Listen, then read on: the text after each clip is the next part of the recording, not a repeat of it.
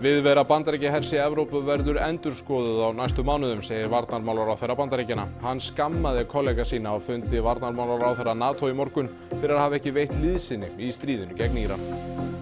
Mikil vinna alla daga á öllum tímum sólarhringsins skýrir há laun lækna og flugstétta hjá ríkinu, segja forsvarsmenn. Mannekla í skólum skýrir há laun sumra framhaldsskólakennara, segir formaður þeirra. Skipaumferð hefur þegar aukist Hormúzsund og olíuverð tók dýfu eftir að Bandaríkin og Íran skrifuðu undir viljayfirlýsingu seint í gær. Friðarviðræður eiga að hefjast á morgun í Sviss. Skæð hitabylgja vofir yfir hluta Evrópu en aðeins nokkrar vikur eru síðan sú síðasta gekk yfir. Hiti gæti náð 40 stigum sums staðar í álfunni helgina. Og þrátt fyrir haustlegt veður fyrir norðan stefnir í að fólk flykkist þangað helgina á bíladaga, hinsegin hátíð, sólstöðufögnuð og miðnætur golfmót.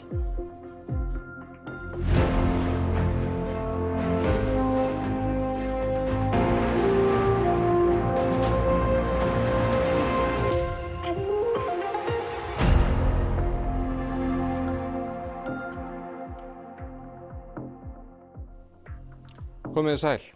Úkraínuher gerði umfangsmiklar drónaárásir á Moskvu, höfuðborg Rússlands í nótt. Það er mestu í að minnsta kosti 2 ár. Reyk og óþef lagði yfir Moskvuborg en árásirnar beindust að olíuhreinsunarstöði í útjaðri borgarinnar. Hundruðum flugferða var frestað eða aflýst og árásinn kom Moskvubúum algjörlega í opna skjöldu, þar sem margir lýstu miklum ótta á samfélagsmiðlum. Volodymyr Zelenský, forseti Úkraínu, fagnaði árásunum og sagði þær réttlætanleg viðbrögð við árásum Rússa.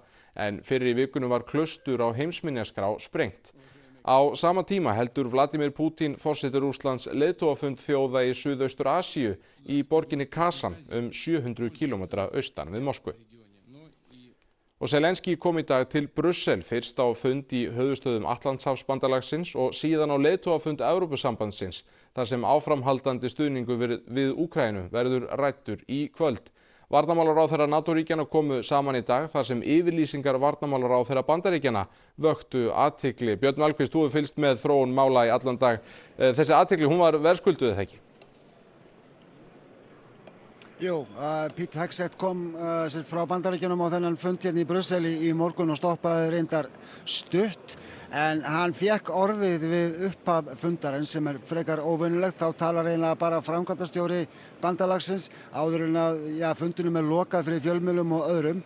Hann boðaði heildarendurskoðun á veru bandarísks herliðs í Evrópu. Þessi endurskoðun á að taka 6 mánuði, lengst, mögulega skemur. Og hann kom því greinilega til skila að stjórnvöld í Washington eru ekki sátt við það hvernig aðildarríki NATO í Evrópu brugðust við í upphafi febrúar þegar að Bandaríkjamenn og Ísraelar hófu sínar hernaðaraðgerðir gegn Íran. But too many of our allies said no, or tried to drown us in arcane legal debates, or criticized us publicly for doing what they aren't prepared or able to do themselves. It was shameful. These allies, they put America's sons and daughters, our sons and daughters, at risk by denying them the predictable access, basing, and overflight that never should have been in question at all. Þetta ekki kannski ný orð komandi frá Bandaríkjunum en viðbrögðin voru fyrst og síðast að annars vegar að Evrópa að rísa og svo sannarlega að styrkja sig og síðan hitt að bandalagið síni samstöðu og við verðum að sína auðvitað samstöðu bæði inn á við en ekki síður út á við til þess að fóðra ekki allt of mikið okkar helstu óvini. En orð og orðalag varnarmálaráðherra Bandaríkjanna bendir ekki til þess að það sé neitt ofboðslega mikil samstæða núna þegar innan við mánuður til leiðtogafundar NATO í Tyrklandi. Já, ég vil nú frekar meina að þetta sé ágætisbrýning þó hún sé ekki nýja nálinni og Evrópa og Kanada líka við erum að taka þetta alvarlega og við erum að bæta okkur. Við viljum undirstrika samstöðun og ég held að það sé eitt af mikilvægasta sem að verður að koma út úr Ankarafundunum að bandalagið standi sterkar sem aldrei fyrr. sagði Þorgerður Katrín í Brussel eftir fundin hjá varnarmálaráðherrum NATO í morgun. Hún var frekar mild í máli en ég veit til þess að ráðherrar annarra aðildarríkja á þessum fundi voru talsvert harðari í sínum málflutningi og svöruðu Hegseth fullum hálsi eftir að var búið að loka fundinum. Þorgerður skrifaði síðan undir samkomulag við Kanadamenn samstarfi í varnarmálum. Það er uppfært samkomulag sem að Íslandingar og Kanadamenn að gera sem að tekur mið af breyttum aðstæðum og breyttum tímum einfallega síðan að það var gert uppálega árið 2010 ef ég man rétt. Hún heldur svo til Þýskalands í kvöld til fundar við Jóhann Wattebüll, kollega sinn frá Þýskalandi og hittir hann í Kíla á morgun. Zelenski Úkraínuforseti, hann kom á fund stuðningsríkja Úkraínu höfuðstöðu NATO í dag og hann er núna komin á leiðtogafund Evrópusambandsins. Það sem að þú ert staddur þetta ekki, Björn? Jú, þessi fundur hófst í eftirmiddaginn. Zelenski kom inn á fundinn fyrir klukkutíma síðan og er þar ennþá að ræða við leiðtogana 27, síðast ég vissi fyrir nokkrum mínútum. Stuðningur Evrópusambandsins við Úkraínu og Zelenski og stjórnvöld í Kív er auðvitað stórt þema á þessum fundi sem stendur í kvöld og á morgun. Hann ætlar sér auðvitað að þrýsta á meiri stuðning til handa Úkraínu, ekki síst hernaðarlega en í ljósi síaukinna loftárása Rússa á Kív og aðrar borgir í Úkraínu síðustu daga og vikur. Og hann vil líka tala aðildarviðræður Úkraínu og Evrópusambandsins sem að hófust loksins segja sumir á mánudaginn síðasta í Luxemborg þegar fyrstu samningskappalarnir voru opnaði við Úkraínu og Moldóvu. Það er auðvitað meiri samstaða núna innan Evrópusambandsins en áður, ekki síst út af því að nú er komin nýr forsætisráðherra frá Ungverjalandi sem er viljug til að vinna með öllum öðrum hvað varðar Úkraínu. Svo líka ákveðin bjartsýni hvað varðar aðkomu Bandaríkjamanna eftir leiðtogafund G7-ríkjanna sem var í Frakklandi fyrir vikunni. Það Björn Malmquist í Brussel, þakka kærlega fyrir þetta og við snúum okkur þá aftur hingað heim. Mjög mikil vinna flugstétta, lækna og framhaldsskólakennara hjá ríkinu er ástæða þess að margir í þessum stéttum eru í efstu sætum á launalista og opinberra starfsmanna, segja forsvarsmenn þeirra. Rúmlega 2000 ríkisstarfsmenn fá meira en 1,5 milljón króna á mánuði í heildarlaun. Tölurnar komu fjármála- og efnahagsráðherra á óvart. Nærri helmingur á listanum er heilbrigðisstarfsmenn. Þeirra efstir eru læknar á landsbyggðinni með mest rúmar 6 milljónir á mánuði. Læknar þar sinna stóru héraði, jafnvel einir á vöktum eftir að þeir eru búnir með dagvinnu. Bakvöktum og sinna útköllum og sinna öllu sem þarf að sinna mánuðum saman án þess að nokkur leysi þá af. Og þeir vinna þetta miklu meira en þeir kæra sig en fá greitt fyrir vinnuna og það skýrir þessi laun. Eins er með sjúkrahúslækna, þeir vinna dagvinnu á vöktum á kvöldin, nóttunni, helgar og á stórhátíðum og eru á bakvöktum líka þar sem þeir til dæmis veita ráðgjöf í síma eða eru kallaðir í aðgerðir. Hjá Landhelgisgæslunni eru 67 manns með meiri heildarlaun á mánuði en 1,5 milljón, þar af 11 með 3 milljónir eða meira.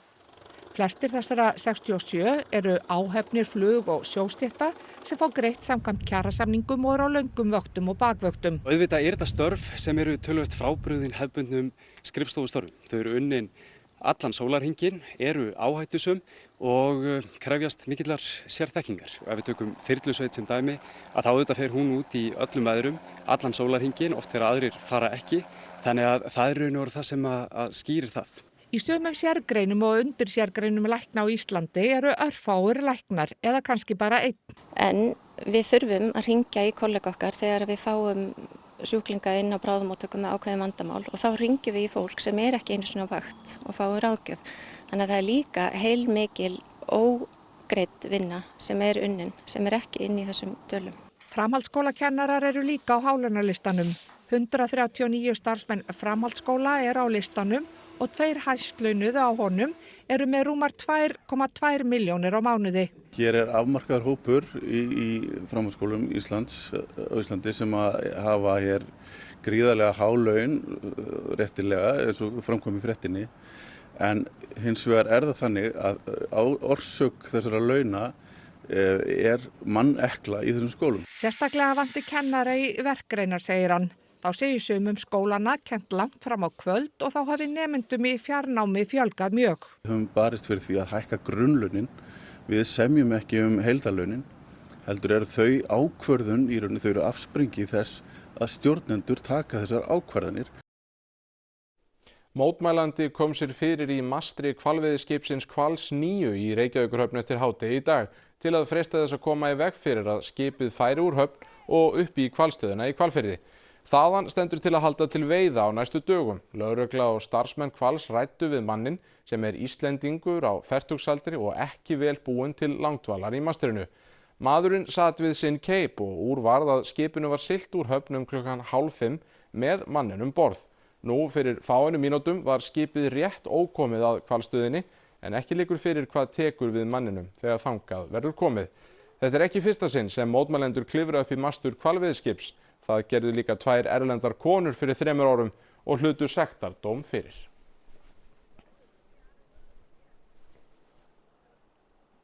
Út í heim. Bandaríkjastjórn segist þegar hafa aflétt hafnbanni á íranskar hafnir og milljónir tunna af olíu hafi farið í gegnum Hormúzsund. Heimsmarkaðsverð olíu tók dýfu eftir að Bandaríkin og Íran skrifuðu undir viljayfirlýsingu seint í gær. Yes. Bravo. Bandaríkjaforseti undirritaði samningin í Versölum í gærkvöld í miðju kvöldverðarboði með forseta Frakklands. Tilkynning Írana var öllu lágstemmdari, þessi ljósmynd af Masoud Pezeshkian forseta. Samkvæmt plagginu skuldbinda ríkin sig til að ná lokasamningi frið innan 60 daga. Fulltrúar Bandaríkjanna og Írans eiga að hittast í Sviss á morgun og hefja viðræður. Þar verða einnig fulltrúar Pakistan og Katar í hlutverki málamiðlara. Eitt af því sem á að semja eru endalok átaka Ísraels og Hezbollah í Líbanon. Vilja yfirlýsingunni ekki tekið fagnandi í Ísrael. אני חושבת באמת שזה גרוע. גרוע, גרוע, גרוע. I honestly don't know much about it. I just know that it doesn't stop the war and it doesn't stop the hate. I think it's not fair. We were a very loyal ally to the United States. We helped them and now me and a lot of other people feel like we're being thrown under the bus. Bjartsýnin virðist ekki mikið meiri í Líbanon og Íran. ما ارتحت لشيء أنا غير ما أنا أوصل على ضيعة الحدودية على در سريان ماني مقتنع بشيء. از نظر دولت مردای ما به نفع ماست ولی از نظر مردم نه. چرا؟ چون آمریکا و اسرائیل به هیچ عنوان مورد تایید هیچ کس نیستن. حالا یا به خاطر مسائل دیگه که کسی که اینقدر مصمم بودش که با دشمنی با ایرانیا الان اومده داره با ایرانیا یه مقدار صلح میکنه و باشون کنار میاد، من دید زیاد مثبتی نمیتونم داشته باشم به این قضیه. شاید دارن یه پاپوشی میچینن و حالا یه حرکتی میزنن تا خودشون قوی‌تر بکنن باز حمله بکنن به ایران. Heimsmarkaðsverð á hráolíu hefur tekið dýfu síðan friðarvonir létu á sig kræla, enda skiptir það sköpum hvort opnað verði aftur fyrir umferð Hormúzsund. Hérna sjáum við hvernig verðið hefur þróast frá áramótum. Þann 28. febrúar hófu Bandaríkin og Ísrael árásir á Íran og verðið rauk upp í kjölfarið. Síðan þá hefur verð á tunnu tvisvar sinnum farið yfir $118, en eftir undirrituninni í gær kom skörp lækkun og verðið nú komið niður fyrir $80 víðast hvar. Samkvæmt vilja yfirlýsingunni eiga Bandaríkin að aflétta hafnbanni á íranskar hafnir innan 30 daga. Bandarísk stjórnvöld segast þegar byrjuð á því og í gær hafi 12,5 milljón tunna af olíu farið í gegnum Hormúzsund. Á friðartímum fer 50% allrar olíu í heiminum þar Á móti eiga Íranar að tryggja örugga skipaumferð sundið og umferðin að vera komin á fullt innan 30 daga. En þó erfiðum spurningum ósvarað. Sérfræðingar telja 60 daga heldur skamman tíma til að útbúa samkomulag sem komi í veg fyrir að Íranar framleiði kjarnorkuvopn. Það hafi tekið 10 sinnum lengri tíma að ná slíkum samningi fyrir rúmum áratug en Trump dró Bandaríkin úr honum á fyrra kjörtímabili sínu. Allar líkur eru á að Alþingi fari í sumarfrí á morgun, viku síðar en starfsáætlun gerði ráð fyrir. Þingmálin renna hratt í gegn þessa dagana og meðal mála sem afgreidd verða næsta sólarhring eru frumvörp innviðafélag, fjölmiðla og stofnun atvinnuvegana sem felur í sér sameiningu matvælastofnunar, fiskistofu og verðlagsstofu skiptaverðs.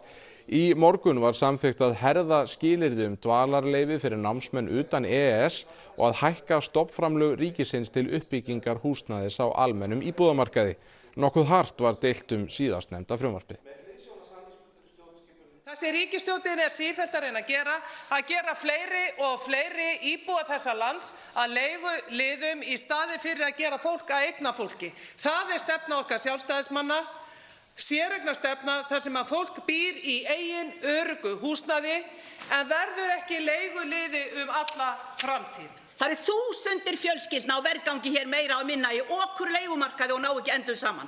Þúsundir sem þurfa að reiða sig á okurlán hjá einhverjum smálána fyrirtækjum og annað slíkt. Og það til ævarandi skammar að sé til sá einn einasti þingmaður á háttvirtu Alþingi Íslendinga sem tekur það ekki utan það fegins hendi að reyna að koma til móts við þetta fólk og koma það ekki yfir höfuðið á því.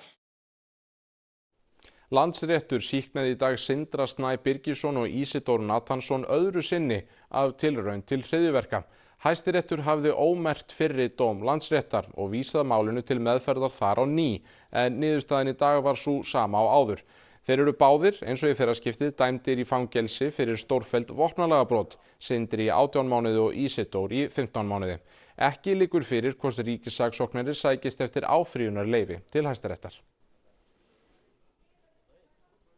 Stofnfundur samtakanna Sjá fer fram á Kjarvalsstöðum í kvöld. Þetta eru ný samtök sem beita sig fyrir að þjóðin segi já í þjóðaratkvæðagreiðslunni aðildarviðræður við Evrópusambandið í ágúst. Ragnar Jón, hvað greinir þessi samtök frá öðrum, til dæmis Evrópuhreyfingunni?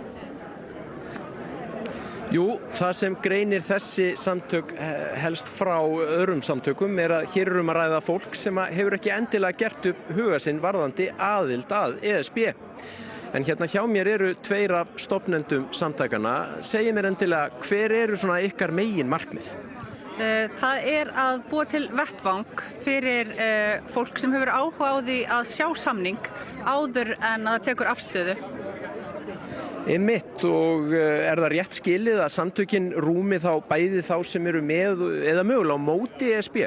Það sjálfsögðu, þetta bara umræðu hópur fyrir alla. Það ákveðni fólk sem búin að ákveða að segja já, ákveða að segja nei. Við erum svona kannski já, kannski fólkið. Við viljum klára samning til þess að sjá samningin og svo taka afstöðu. Og út af það gengur þetta. Hafa stjórnmálaflokkar einhverja aðild að þessum samtökum? Nei, við erum svo þrjú sem stöndum að þessu. Ég, Jónas og svo Hjálmar sem með okkur. Og hugmyndir með þetta að búa til hlutlausan vettvang. En auðvitað þannig að hér fólk úr öllum stjórnmálum, eða svona ekki öllum reyndar, mörgum stjórnmálaflokkum á landinu og það náttúrulega bara velkomið. En þetta algjörlega óháð stjórnmálum. Þetta náttúrulega pólitískt mál, en það okkur von að fá bara venjulegt fólk sem bara svona að hugsa, ekki búin að taka afstöðu gagnvart samningnum, en vill svo sannarlega fá að sjá samningin. Einmitt það. En við ætlum að kveðja að sinni héðan frá Kjarvalsstöðum. Takk hérlega fyrir það, Ragnar Jón Hrólfsson. Snúum okkur á öðru. Fyrstu skóflustungurnar að nýrri byggingu við sjúkrahúsið á Akureyri voru teknar í dag. Ríflega 16 milljörðum króna verður varið í bygginguna og reiknað með að framkvæmdir taki 5 ár.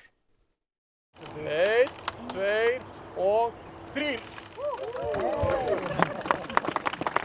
7 myndarlegar hólur voru grafnar með tilþrifum af helstu bakhjörlum verkefnisins. Hér mun rísa ríflega 13.000 fermetra nýbygging sem mun stórbæta aðstöðu fyrir lyflækningadeildina, skurðdeildina og síðan mun geðþjónustan fá nútímalegt húsnæði.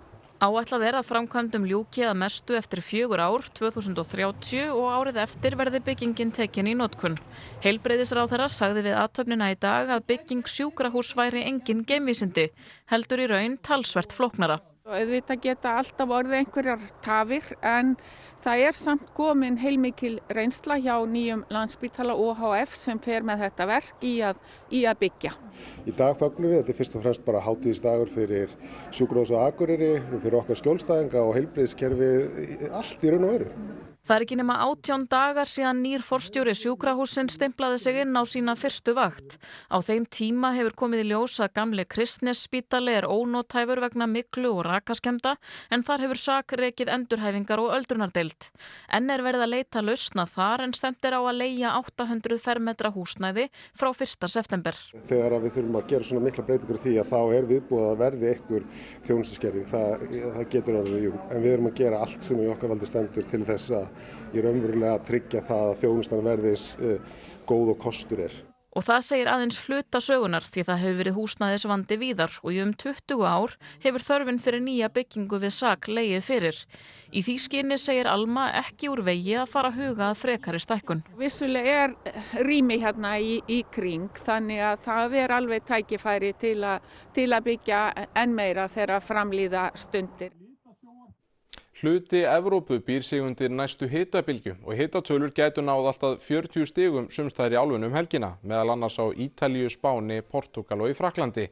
Á Spáni vara sérfræðingar við svokölluðum hitabeltisnóttum sem þýðir að hitinn fer ekki undir 20 stig á nóttunni. Aðeins nokkrar vikur eru síðan mannskæð hitabylgja gekk yfir og hafa yfirvöld þessara ríkja gefið út viðvaranir vegna hita. C'est des températures qui vont être exceptionnelles. On sera parfois proche des records, voire même on va battre des records sur certaines zones. C'est des valeurs qui seraient tout aussi exceptionnelles au mois de juillet. On n'est pas loin des records absolus aussi. Il caldo in Italia, come al solito, arriva improvvisamente, nel senso che le stagioni sono cambiate. Io che ho qualche anno, qualche tempo fa mi ricordo che c'erano le 4 stagioni ed è difficile, il corpo ancora non è abituato a questo sbalzo di temperature. Andiamo avanti, devo andare avanti per forza, però il caldo fa molto caldo. A Roma lo sai, umidità, cose, c'è tutto. Margrét Helga Jóhannsdóttir leikkona lést í gær, 86 ára að aldri. Hún útskrifaðist úr leiklistarskóla Þjóðleikhússins 1967 og starfaði í Þjóðleikhúsinu til 1972. Þá hóf hún áratugalangan og farsælan feril hjá Leikfélagi Reykjavíkur, þar sem hún var máttarstólpi og lék til að mynda launalaust í miðnætursýningum til að safna fyrir byggingu Borgarleikhússins. Á ferlinum lék Margrét Helga yfir 200 hlutverk í sviðsverkum, útvarpsleikritum, kvikmyndum og sjónvarpsþáttum. Hún fékk einu sinni grímuverðlaun, tvisvar edduverðlaun og fyrir 2 árum var hún sæmd heiðursverðlaunum grímunnar. Og ég væri ekki heiðarleg ef ég segði að mér þætti ekki vænt þetta. Mér þykir mjög vænt þetta og mér þykir líka vænt íslenska áhorfendur. Takk fyrir mig.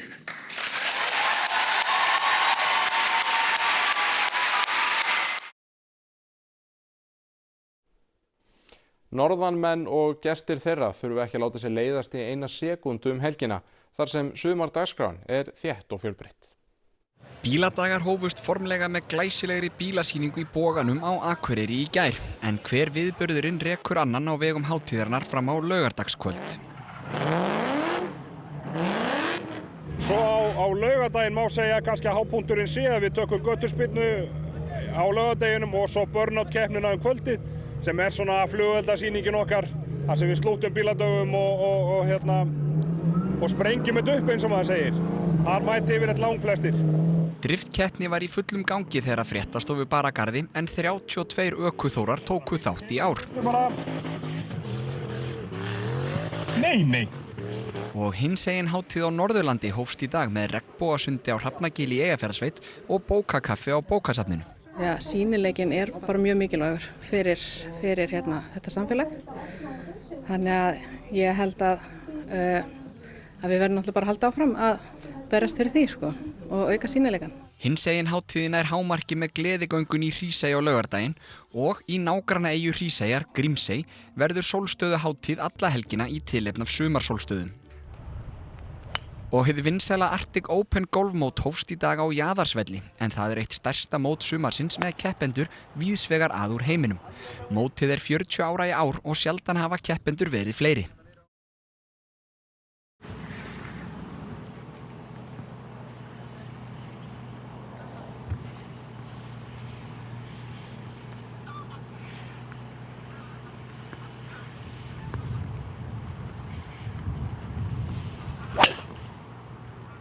Pétur, hvernig var höggið?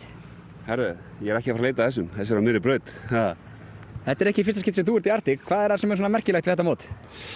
Nei, ég líklega komin í 11. árið í röð. Þetta bara æðislegt stemming. Þetta engu líkt. Takk og gangið þér vel í dag. Takk hérlega. Og þá erum við með framkvæmdastjóra golfklúbbsins, hans Steindór Kristinn Ragnarsson. Steindór, hvað eru margir keppendur og frá hvað mörgum löndum? Það eru 270 keppendur í ár frá 8 löndum. Og þið eru búin að vera að ræsa út síðan 10:30 morgun. Hvernig fer mótið af stað? Þetta fer bara mjög vel á stað og mikil gleði. Og mótið stendur alveg fram á morgundaginn, er spilað í alla nótt? Já, það er svona spilað fram undir morgun. Og hvað er það sem gerir þetta mót svona sérstakt? Það er auðvitað bara stemmingin í þátttakendum. Þetta er mót sem hefur 40 ára sögu og hefur skapað sér bara góðan sess og er mikil eftirspurn og hingað koma kylfingar til að hafa gaman. Glæsilegt, Steindór, takk kærlega fyrir það og við ætlum að segja þetta gott síðan frá Arctic Open á Jaðarsvelli. Takk fyrir það, Sigur Óli. Þá skulum við kíkja á hvað verður í Kastljósi í kvöld. Í Kastljósi í kvöld heyrum við sögu Hörpu Bjarkar. Hún missti báða foreldra sína úr krabbameini með nokkra ára millibili og dóttir hennar Glódís Lea fekk illvígt krabbamein aðeins 30 ára gömul. Og ég vakna með einn barnalækni úr teyminu yfir mér og þau segja mér bara að hún getur verið að deyja á næstu klukkutímu. Við kíkjum í heimsókn til hjónanna á Tyrfingsstöðum á Suðurlandi sem stunda svokallaðan auðgandi landbúnað. En við ákváðum bara að pröfa og árangurinn bara sýnir sig fljótt. Hún var feimin við Kastljósið, sko. Kíkjum þá á veðrið. Norðaustan 5 til 13 metrar á sekúndu á morgun en 10 til 15 norðvestan til. Rigning landið norðan og austanvert, líkur á síðdegi skúrum á Suðurlandi en yfirleitt þurrt á Suðvestur og Vesturlandi. Hiti verður á bilinu 6 til 15 stig og mildast suðvestanlands. Nánar það eftir íþróttafréttir. Gunnlaugur Árni Sveinsson hefur leik að opna bandaríska meistaramótinu í golfi eftir klukkustund. Nokkrir þekktir kylfingar eru langt komnir með fyrsta hringinn. Önnur umferð riðlakeppnar á HM í fótbolta hófst í dag með leik Tékklands og Suður Afríku. Og kvennalandsliðið fótbolta mætir Króötum í umspili í leið sinni til að komast á HM í Brasilíu næsta sumar. Þetta og fleira í íþróttum hér eftir fréttir. Og þetta hérna voru helstu fréttir í kvöld. Viðvera Bandaríkjahers í Evrópu verður endurskoðuð á næstu mánuðum, segir varnarmálaráðherra Bandaríkjanna. Hann skammaði kollega sína á fundi varnarmálaráðherra NATO í morgun fyrir að hafa ekki veitt liðsinni í stríðinu gegn Íran.